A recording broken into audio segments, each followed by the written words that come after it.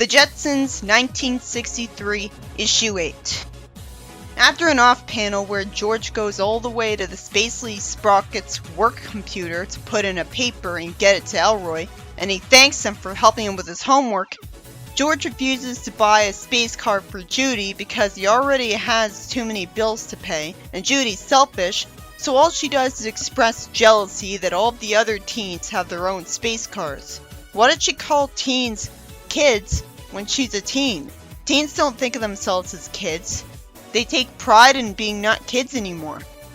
George says she should just Zoom skate to school because he had to as a kid. She says it's kiddie and slow because it takes her almost 2 minutes to go to school. I always appreciate that the show's idea of having comedy at its characters' expense is often just making them look spoiled. And it works because the technology they reference is interesting and makes me excited for the actual future. What other series does that? George smartly suggests driving her to school on his way to work every morning. He reminds her that when he was her age, if he wanted something, he had to go out and push buttons for it. This makes me smile. He sees a teenage girl driving a car because Judy wastes time pointing that out when the argument didn't work before. George says he's not childish enough to want to keep up with the neighbors, even though he wanted that in issue 2, so this must be before that. But then he thinks that he would like to show the neighbor up anyways. His car gets surrounded by other ones, and he calls it a traffic jam, and it's wondering why nobody just flies down or up to get around the cars. Law or not, everyone would do that. Who's watching? Every single road ever would need a constant traffic cop. Judy realizes that George was right and people should try to earn money to buy what they want. Not everyone's allowed to though.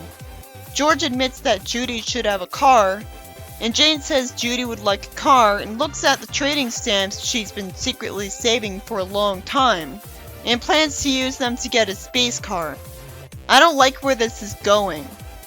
But to be fair, they had no way of communicating because Judy was stuck in school, and I have to assume cell phones are rightfully banned in there, because we don't see anything on their wrist to communicate when Judy says she's not going to the soda shop with a friend that invites her there. Naturally, Judy went all over town and ends up walking out of the employment agency without a job because nobody wants to give her a chance at her age. So they go to the rip-off of Pop-Tates, complete with the man at the desk being balding.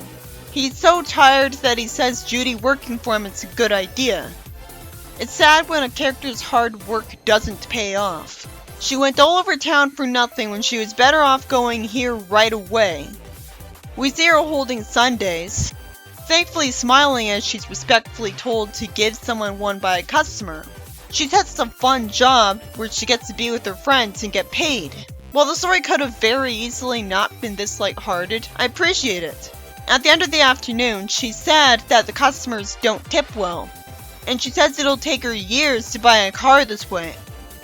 Wow, the shop she works at actually has the name Pops in it. That's so close to Pop-Tates, it has to be intentional. The mean-looking big guy says as smoke comes from his car that this will ruin his schedule for the day, and his friend wants to have the car fixed. Pop tells Judy that the guy walking in is literally named John D. Megabucks. He'd only have this last name if he changed it to brag about his wealth.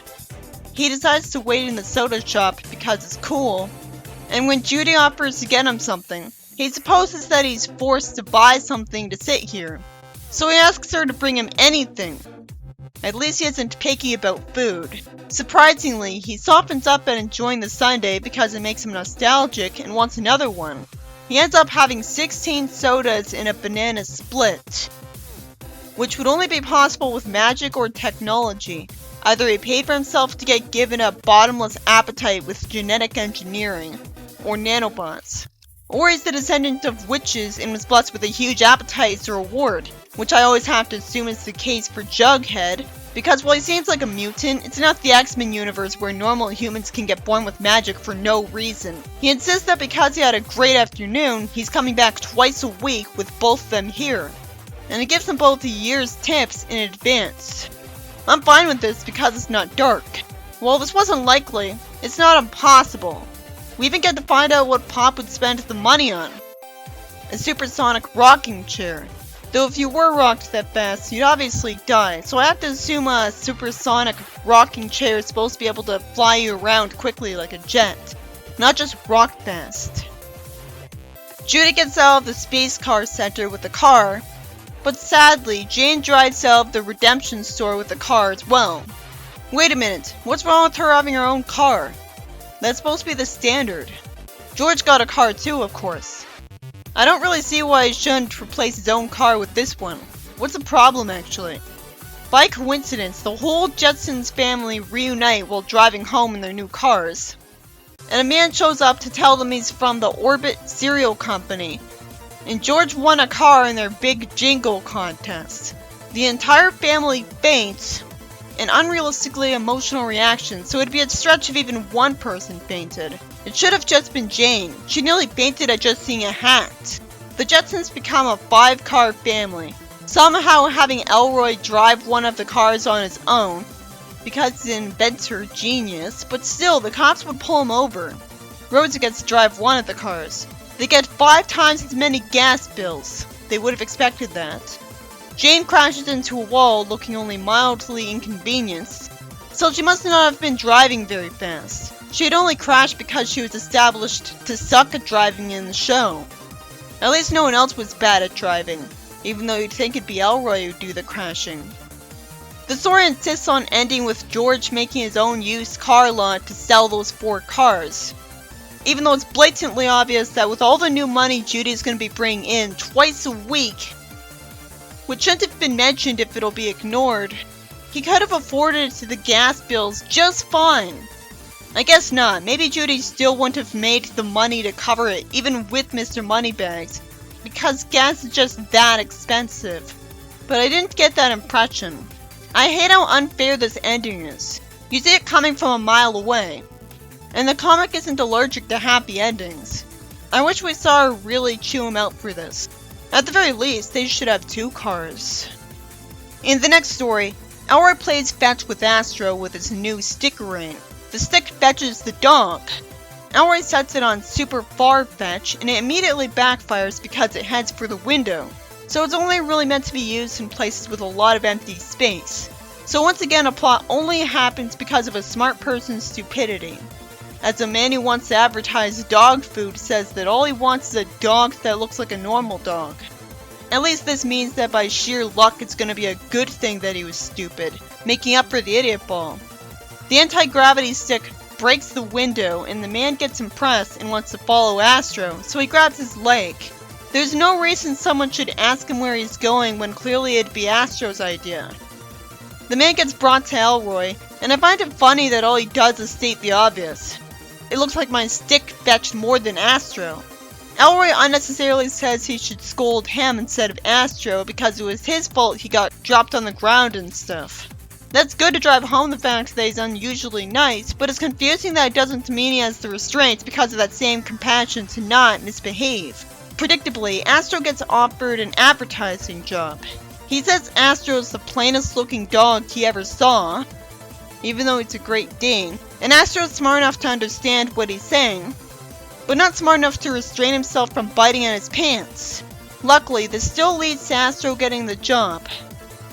He even has him put his paw print on a contract.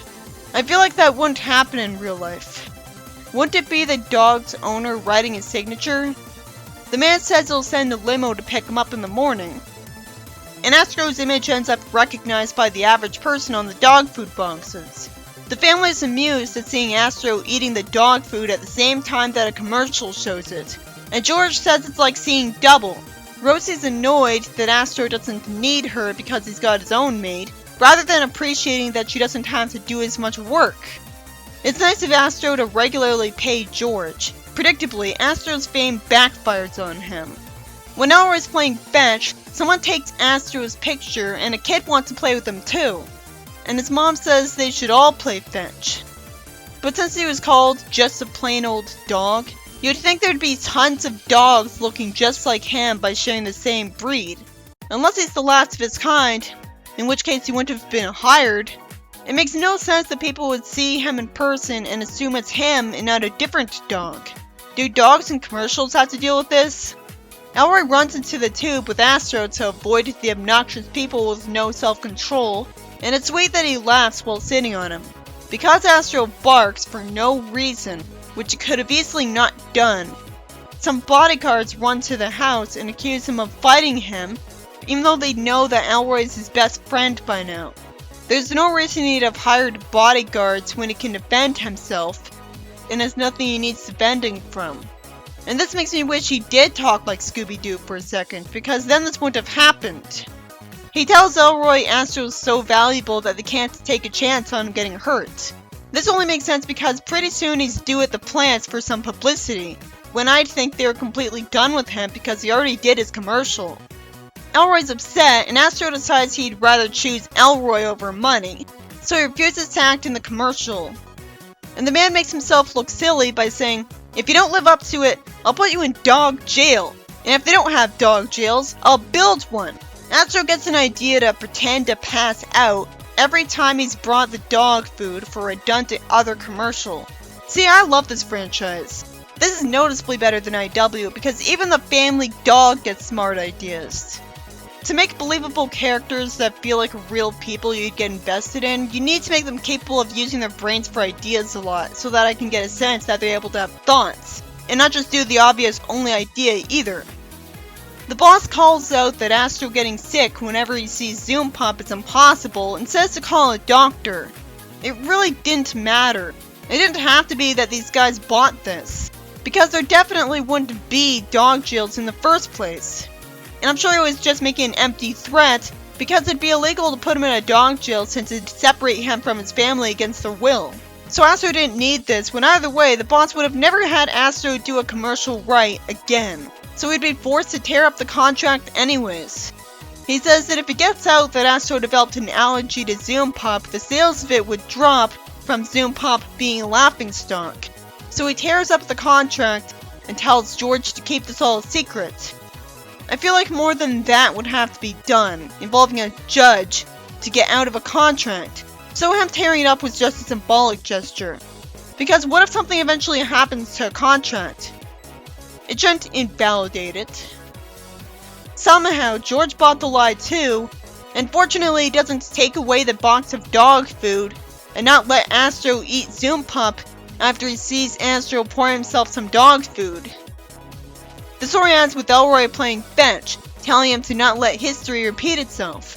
And for some reason, a text box says that the moral of the story is that you can teach an old dog new tricks. Which is true, and sometimes they can even teach themselves. Astro was never taught any new tricks though. In the next story, a man with a small mustache and briefcase saying Robot Revivers Inc. tells Jane that he's a new company that's passing through the neighborhood to conveniently give every robot a complete pepping up.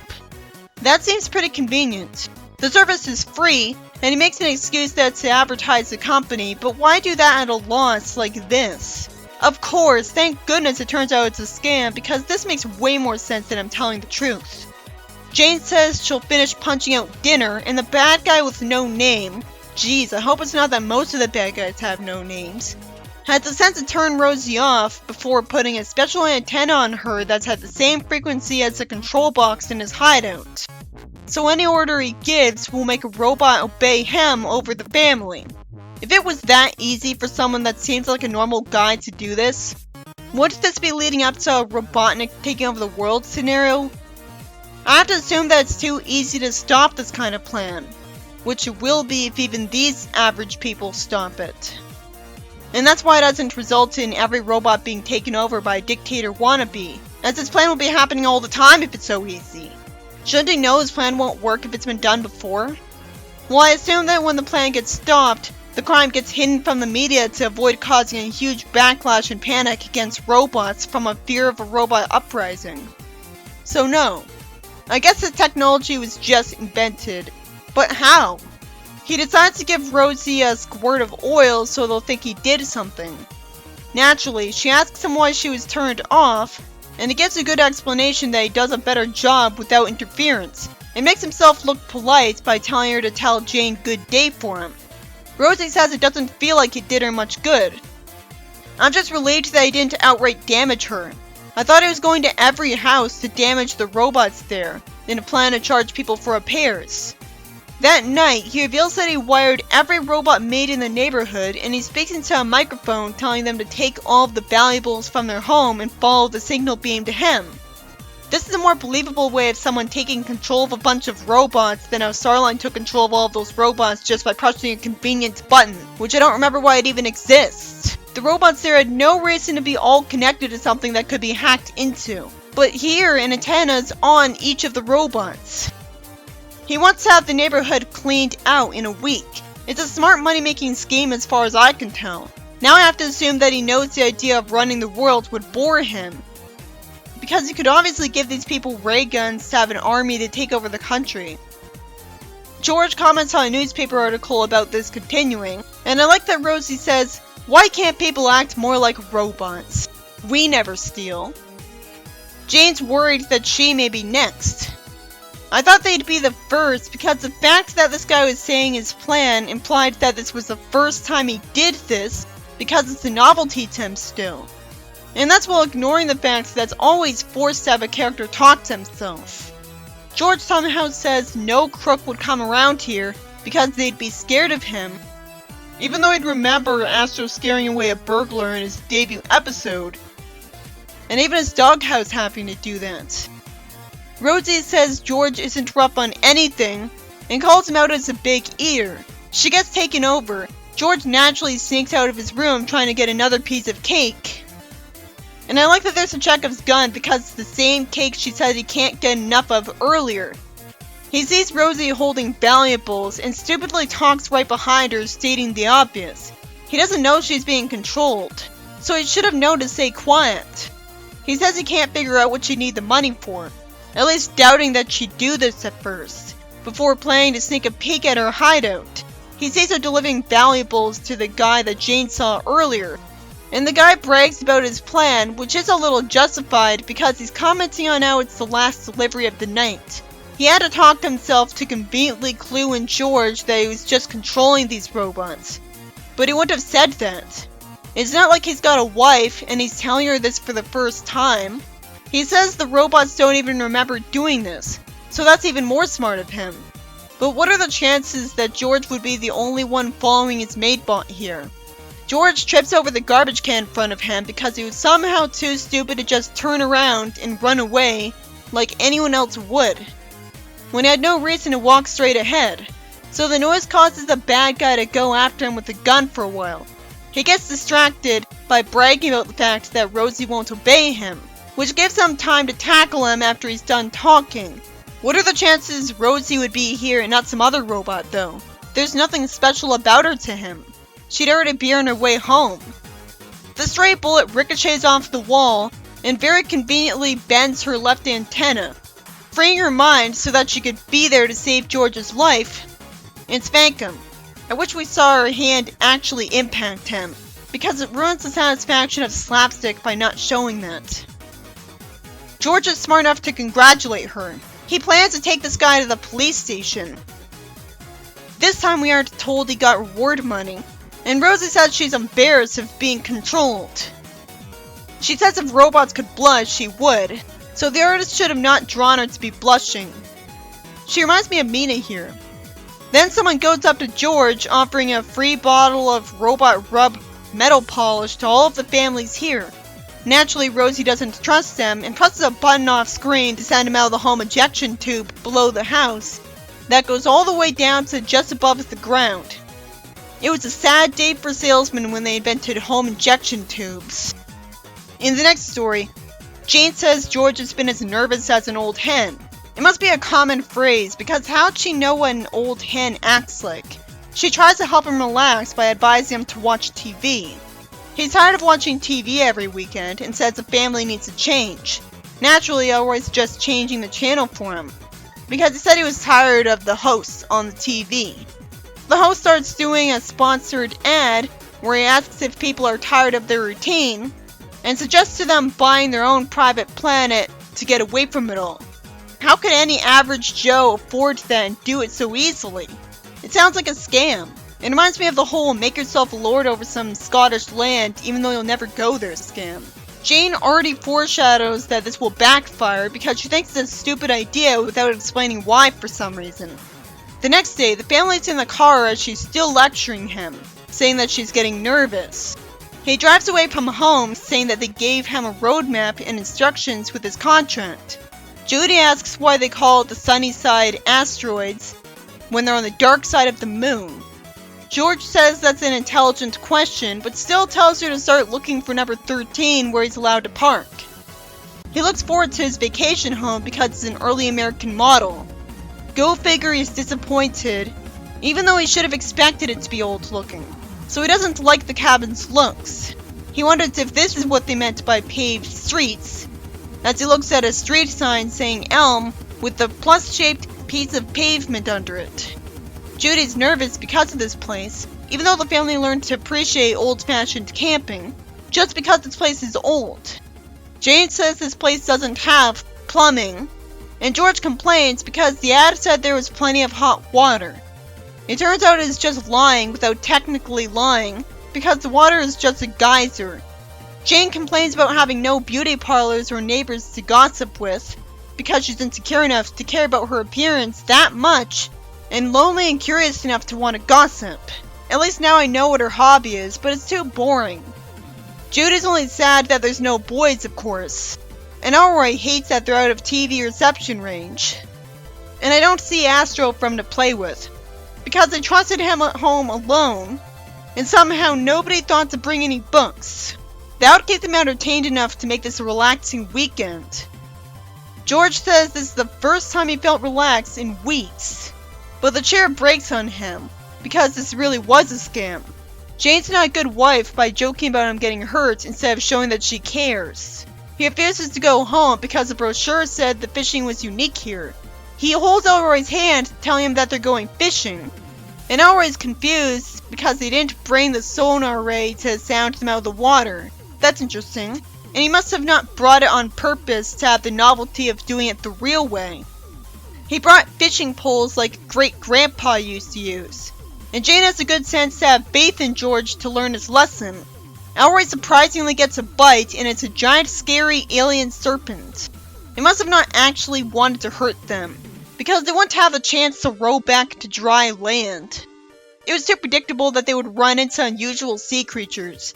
It was also foreshadowed that they'd get nothing because they aren't using the sonar array. But that'd be boring.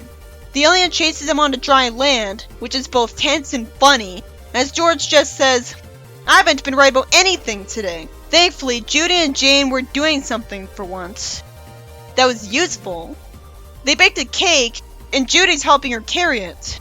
She screams and drops the plate and runs away from the alien, which eats the cake but hates it, which was foreshadowed because Judy said it's been a long time since Jane made a cake. And the alien storms off with a stomachache. Miraculously not the type to kill them anyways to vent. Elroy says now he knows why Jane always buys him a cake. I'm disappointed in Jane and Judy for not being able to make cakes. I thought I'd love the cake but be so full that it wouldn't feel like eating them. But this is more believable and it really worked out. George parks the car in front of a building. He says he wants to thank that show he watched for the commercial. Sadly, we don't get to see him punch the host of it. He comes back to the car relaxed, when he should be scared of being charged with assault, but good thing it's being lighthearted. Somehow, none of his more sensible family is scared of that, and instead are relaxed when they go home. Maybe the reason he's not scared is that he punched the host from behind, and there were no cameras or witnesses to catch him. He's happy to turn on the show because he gets to see the host with a black eye, and see him nervously lie that he got it going in a door marked out, and fake laugh about it. Then there's a black and white page where George tells Jane that a seat spring in their car popped loose, and repairs are very expensive, because he was sitting there when it popped loose, and that caused them to break through the window. I assume it's made of easily breakable glass, specifically because, well, maybe because of this, but also because if someone's thrown clear above the flying car, they won't get killed. Like they definitely would if they smacked into unbreakable glass, and the sudden stop absorbed all of the impact. But the thing is, they still would get killed when they land from that kind of height. and shattered glass would kill them anyways. The first story is about Judy wanting a car, and because George gets jealous that his neighbors are one-upping him because they could afford to get their daughter a car, he decides to buy her one only after dropping her off at school. He could have avoided the whole plot if he told her he would buy one as soon as he got jealous, but I guess his pride was too stubborn for him to say that right away because it'd be a 180 from his vehement no. So Judy works hard at pop dates, lucking out by getting a rich customer. And not only does she buy a car, but Jane and George get cars too. George hates the gas bills. Oh yeah, just completely ignore the taxes on the things. And then we see an enraging ending where he tries to sell all of them. At least we don't see them get sold. But still, it was always obvious that maybe Judy could afford to pay off those bills. Why else have Megabucks say that he'll be coming back twice a week? So he should have only sold one car. And then there's the story where Astro gets famous because an ad guy thought he was a plain-looking dog, because of a different universe where Great Danes aren't considered very impressive. And then there's a story about someone kidnapping the maid bots by putting antennas on them and forcing them to steal. But George ends up foiling another criminal in the process because he got insanely lucky. It's a story about someone pretending to be a robot doctor for the neighborhood, giving out free tune-ups. And Jane's so trusting that she leaves him alone with Rosie to make dinner. I guess he just isn't the type to want to weaponize them to take over the world. So he spends so much time doing this that he gets his plan foiled. From some miracle, Rosie's right behind George when he's being threatened, when she would be heading home right now. So his haunting of George means he's able to surprise tackle him, and make his gun shoot in a way that has a bullet ricochet. And it gets even less believable when the bullet miraculously hits the control antenna, freeing Rosie and saving George. But maybe George could have gotten out of this without her. He still had the gun nearby. This guy wasn't holding it when he tried to threaten him. But George shouldn't have said he thinks he's doomed like a coward, when he had no reason not to fight back. The last one was a story where George sees an ad about buying some private planet to get away from it all. And even though there'd have to be a reason why his property is so cheap that anyone could buy it, he still buys it and visits it. So along with Jane being worried, it's predictable that this backfires. But because it's sci-fi, it goes from a plot that would be easy to come up with for a mundane sitcom to a more interesting one. Sure, I bet the fact that it's just an outdated cabin is cliche, not that I've seen this plot before.